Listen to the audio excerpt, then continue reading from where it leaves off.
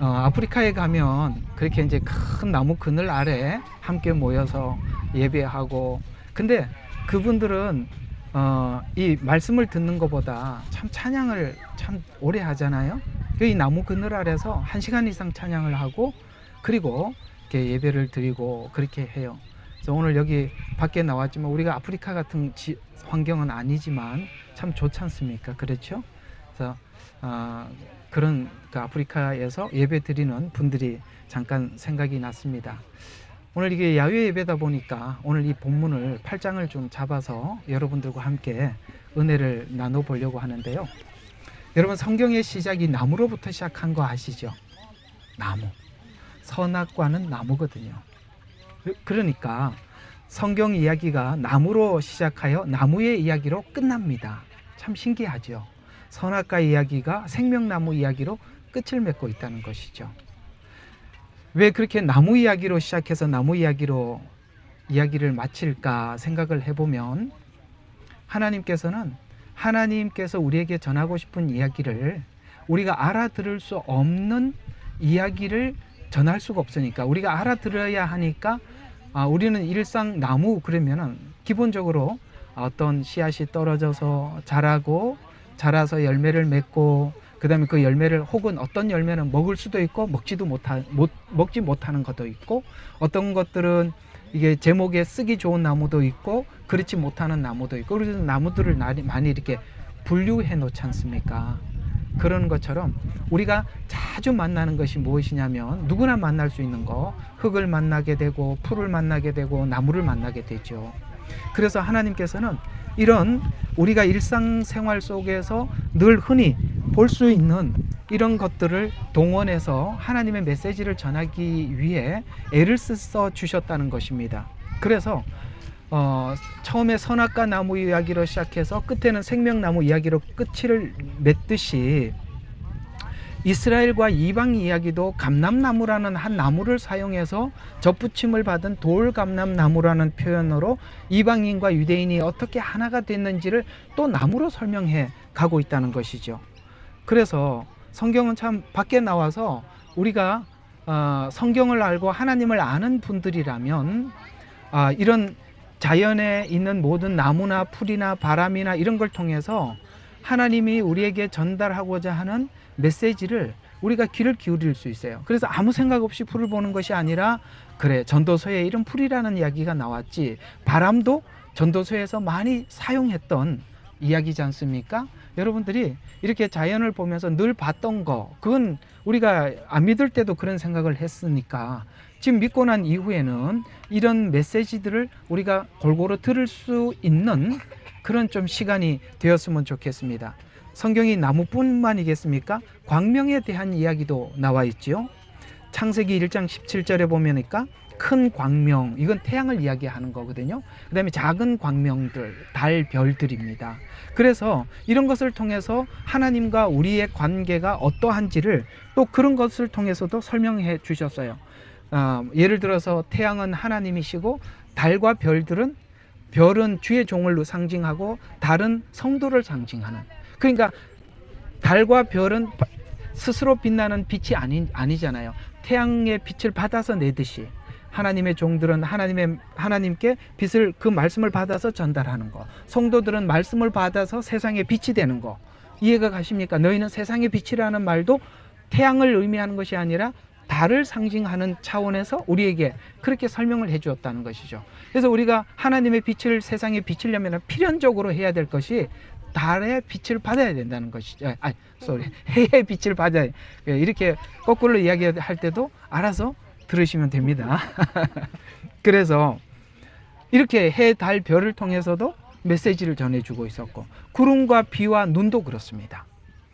낮에는 구름 기둥으로, 밤에는 불 기둥으로 인도하셔서 결국 구름을 타고 주님이 이 땅에 다시 오신다라는, 이 구름을 쳐다보면서도, 그래서 우리 옛날에 조상들은 저 하늘의 구름만 봐도 주님이 오실까, 이런 찬양을 함께 불러서 하나님 앞에 불렀던 찬양이 있었던 것처럼, 하나님은 너무나도 이 자연 속에 하나님의 메시지를 담고 있다는 것이죠. 비와 안개도 동일하게 이른 비와 늦은 비 이런 이야기를 하셔서 이른 비를 통해서 싹이 나게 하시고 늦은 비를 통해서 곡식이 있게 하시고 그렇게 해서 우리에게 비를 통해서도 메시지를 전해 주셨고 또 안개를 통해서도 우리에게 전한 메시지는 뭐냐면 이런 거죠. 인생의 허무함을 말해주고 있어요. 여러분 아침에 일어나셔서 오늘 아침에 태양이 쫙 비치지 않고 약간 안개가 있었을 것입니다. 여러분 그 아침에 안개가 있으면 그날은 굉장히 그 날이 좋은 날이에요. 저는 아주 시골에 살았었어요. 아주 초등학교 다닐 때 저희 할아버지가 저녁만 되면 밖에 나오셔서 손을 이렇게 내밀고 눈을 감고 계셨어요. 난 지금 그게 뭔지 알겠어요. 내일 날씨가 어떨지 이렇게 손으로 감각을 느껴보는 거예요. 그리고 이렇게 바람을 스치는 바람을 싹 느껴보고 오늘 저녁에 이런 기운이라면 내일은 비가 오겠다 뭐 어떻겠다 그래갖고 내일 어느 밭에 가서 무슨 일을 한다 결정을 하시더라고요. 그래서 주님이 말씀하셔요. 저녁이 돼서 너희가 붉다 물으면 내일 날씨가 어떨 것이다 라고 예측했던 것처럼 그 이야기가 바로 이런 이야기들이죠. 그래서 하나님은 너무나도 이런 자연을 통해서 많이 말씀을 해주셨어요. 동풍이나 서풍이나 남풍이나 북풍, 대풍, 폭풍, 회리바람 이런 바람을 통해서도 하나님께서 우리에게 메시지를 전해 주었다는 것이죠. 그래서 성도들이 하나님을 만날 기회를 주변에 얼마든지 열어두셨다는 것이죠. 그냥 우리가 성경을 묵상하는 것을 훨씬 넘어서서 단순히 이런 자연을 거닐면서도 하나님께서 우리에게 전한 메시지들이 많이 있었다는 것이죠. 그래서 로마서에 가보면 하나님께서 특별 계시라는 성경이 없었을 때도 자연을 통해서 하나님은 수도 없이 하나님의 살아계심을 보이셨고 또 알게 해주셨고 핑계치 못한다라는 말까지 못을 박아서 나 하나님 몰라요 이런 말을 할 수 없게 만들었다는 것이죠. 이건 세상 사람들에게도 자연 계시를 통해서 하나님은 하나님을 증거해 주셨고 양심 속에 들어가서 죄를 지적하고 하나님 앞에 돌아오라는 이 작업들을 분명히 하고 있을 것입니다. 왜? 핑계치 못할 거라고 했기 때문에 그렇습니다. 그건 하나님과 그들만이 아는 어떤 이야기겠죠. 이렇게 하나님은 자연을 보면서 우리에게 많은 것을 느끼게 해주셔서 자연을 보면서 느끼는 것은 자연이 꿋꿋하고 변함없이 그 자리를 지키고 있는 것을 우리가 보면서 꿋꿋하지도 않고 변하는 나를 보면서 우리는 많은 생각을 하게 하는 것이 오늘 시편 8편이에요. 시편 8편은 이 자연을 보면서 그 자연의 그 위대함, 자연의 변함없음 이걸 바라보면서 다윗은 자기를 생각해 보는 거예요. 어떤 자기를 생각해 보느냐 하면 자연은 변함없이 여기 제 뒤에 이 엄청난 나무가 하나 있잖아요. 여기 이게 유칼립투스 나무 같은데 맞죠? 예. 이게요. 여기는 지금 이렇게 껍데기가 있지만 저 꼭대기는 다 허물이 벗겨졌지 않습니까? 이것도 자기가 스스로 자기 자생하기 위한 방법으로 이렇게 한답니다. 이게 얼마나 썩지 않는 나무인지 여기에 이걸 전봇대를 세워놔도 여기다 기름을 칠하지 않아도 오랫동안 쓸 수 있는 나무지 않습니까? 사실 이 나무는 저보다 훨씬 나이가 많을 거예요. 맞죠? 그래 보이지요? 웃으면서 대답 좀 해봐요. 그래 보이죠? 예, 그렇습니다. 그래서 하나님께서는 너무너무 답답하니까 인간이 자꾸 변하니까 하나님은 너무 답답해서 자연 앞에 서서 산이여 들어라 바다여 귀를 기울여라 이렇게 얘기를 한다면 왜? 변함없이 여기 서 있거든요. 우리는 은혜를 받고도 또 바뀌고 은혜 받고 바뀌고 이렇게 하는데 우리는 이 자연은 변함이 없어요. 그 변함없는 자연을 바라보면서 적은 시편이 오늘 시편 8편이에요. 그래서 이걸 보면서 다윗이 이런 이야기를 하는 거예요. 사람이 무엇이간데 우리는 이렇게 변하는데 이 자연은 여전히 변함없이 바람이 불면 흔들리면서 하나님을 찬양을 하고 봄이 되면 꽃이 피어서 그 색깔로 하나님 저를 이렇게 창조해 주셨습니다 라고 하나님을 향해서 높이 찬양을 하고 있는데 우리 인간이 너무나도 변하는데 근데 도대체 우리가 무엇이기에 그래서 사람이 무엇이간데라는 그 중요한 질문을 자연 앞에서 하나님 앞에 고백하고 질문을 하고 있는 이야기가 8장이에요. 그러니까 오늘 여기 와서 여러분 자연을 다니면서 뭘 생각해? 하나님, 사람이 무엇이 간데, 도대체 내가 무엇이 간데, 이걸 생각하라고 야외에 온 거거든요. 여기 뒤에 있는 나무 좀 보세요. 이거하고 우리하고 비교해 봐요. 얘는 변함이 없다고요. 종자도 바뀌질 않아요. 얘들이 무슨 동성애를 주장하겠습니까? 그렇죠? 어떻게 나무가 썩긴다고 이야기하겠습니까? 변함없단 말이에요. 그런 것처럼 이 무엇이 간대가 전도서에 대한 질문에 대한 대답은 무가치하고 무의미한 인류를 위해서 아들을 주시고, 그리고 욥기에서 주는 대답은 인간을 그 자유의지가 왔다 갔다 흔들리지만, 그러나 이 자연과 인간의 차이는 뭐냐? 우리는 변하지만 그 변하는 감정을 통해 하나님의 은혜를 우리가 노래하고 찬양하는, 여기는 고정해서 그냥 하나님의 바람이 불면 흔들리는 게 전부지만, 우리는 눈물을 흘리고 감사하고 감격하는, 이것이 바로 자연이 하나님을 찬양하는 것과 우리가 하나님을 찬양하는 것의 차이라는 거예요. 어때요? 가만히 생각하면 변함없는다는 것에서는 이게 위대하지만, 감정을 담아서 하나님 앞에 영광을 돌린다는 것은 분명히 다르죠. 거기서 뭘 찾냐면 사람이 무엇이 간대, 위대함을 찾아냈다는 거예요. 여러분은 변하지만 위대합니다. 그래서 그리스도 밖에서 인간이, 사람이 무엇이 간대 라고 생각을 해보면 정말 무가치하고 허무로 끝나지만, 그리스도 안에서 인간이 천하보다 귀하고 아들을 죽여 새 생명을 줄 만큼 우리는 놀라운 가치를 가진 존재임을 알게 되는 것입니다. 하나님의 모양과 형상을 닮은 그리스도 밖에서는 할 수 없는 일이지만, 그리스도 안에서는 하나님의 모양과 형상을 닮은 것이 얼마나 위대한 것인지 알게 된다는 것입니다. 밖에 나와서 우리가 이 자연을 보면 우주 만물이 창조를 찬양하고 인류의 구원을 기다림을 보게 됩니다. 그래서 로마서에 보면 이 나무들이나 이 우주 만물도 주님 다시 오실 그날을 기다린다는 거예요. 그날이 오면 인간이 처음 인간에게 주었던 모든 권리들을 회복하게 되어서 동물을 다스리고 모든 것을 명령하는, 마치 에덴 동산에서 인간에게 주었던 권리를 회복하게 될 때 그들도 인간이 자기들의 지배를 받지 않고 인간이 다스려 주기를 바라는 거예요. 사자가 그들을 다스려 주기를 바라고. 아시겠습니까? 코끼리 이야기를 한번 해보니까 갑자기 코끼리의 생각이 나는데, 인도에 갔더니 사람들이 코끼리 때문에 불안해서 못 산다는 거예요. 왜냐하면 이 무리를 지어서 왁 지나가 버리면 집이고 뭐고 그냥 초토화돼, 언제 밟혀 죽는지 모른다는 거예요.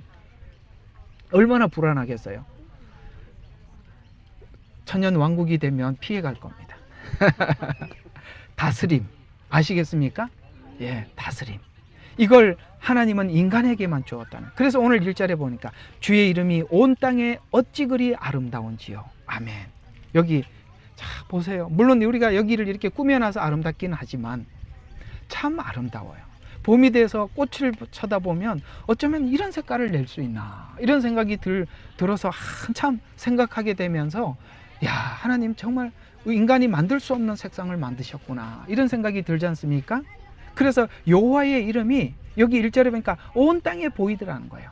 아름답게 보이더라는 거예요. 그래서 자연을 창조하시고 섭리하시는 그 이름이 위대함을 증거하고 있어요. 2절에 보면 이 영광을 보는 자들은, 이 영광이 보이는 자들은 어린아이 같은 자들이 볼 수 있다.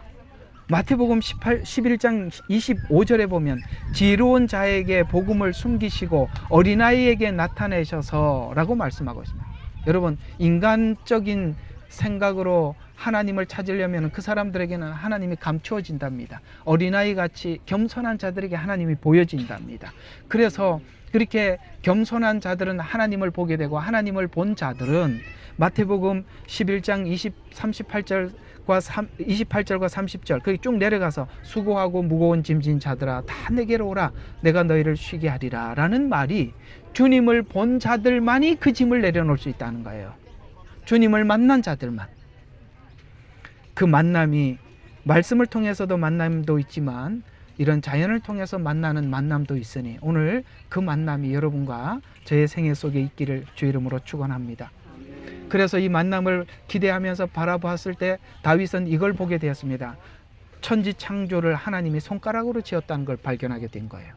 그래서 해와 달, 별들을 보고 생각해 보니까 주의 손가락으로 지으신 성경이 여기 있네. 주의 하늘과 그렇게 나오지 않습니까? 손가락으로 지었대요. 너무나도 놀랍지 않습니까?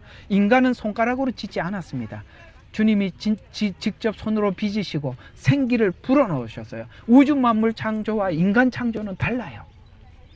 그런 우주 만물을 그래서 손가락으로 지으신 그 우주의 광대함 질서 속에 그 안에 작은 나를 생각해 보니까 하나님께서는 이 우주 만물을 크게 지었지만 거기에는 별로 마음에 없고 4절에 보니까 나를 마음에 두시고 돌보아 주셨다. 이렇게 마음에 둔 자는 저 큰 우주 만물이 아니라 우리래요. 그렇게 해서 마음에 두셨다라고 말씀하셨어요. 그래서 마음에 두셨는데 어떻게 마음에 두셨나라고 생각해 보니 훗날 메시아를 보내주셔서 우리를 구원하시고 그 만난 예수님을 만난 자들의 변화와 감격, 감사를 통해서 받으실 영광을 주님은 생각해 보신 것입니다.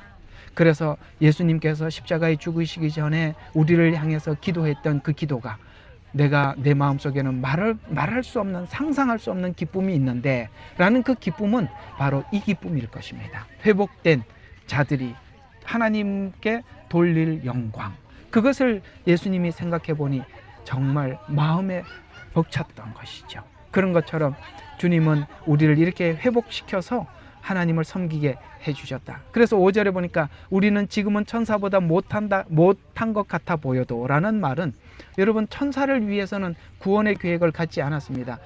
천사 중에 타락한 자가 있죠. 바로 우리가 이해하고 있는 사단입니다. 그도 천사였습니다.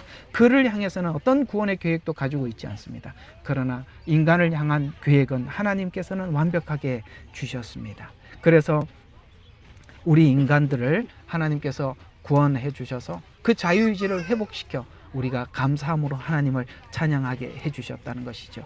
그래서 마태복음 5장 14절과 16절에 보니까 너희는 세상의 빛이라 산 위에 있는 성읍이 숨기지 못하느니라. 또 사람들이 촛불을 켜서 곡식되는 말 아래 두지 아니하고 촛대 위에 두나니 그러면 빛이 그 안에 있는 모든 사람에게 비치느니라. 그러므로 너희의 빛이 사람들 앞에 비치게 하여 그들로 너희의 선행을 보게 하고 또 하늘에 계신 너희 아버지께 영광을 돌리게 하라. 착한 행실, 그 착한 행실을 우리가 스스로 할 수 있는 사람이, 그리스도를 만난 사람들이 할 수 있는 사람이 되었다라고 말씀하고 있는 것입니다. 이야기를 정리해 보도록 하겠습니다.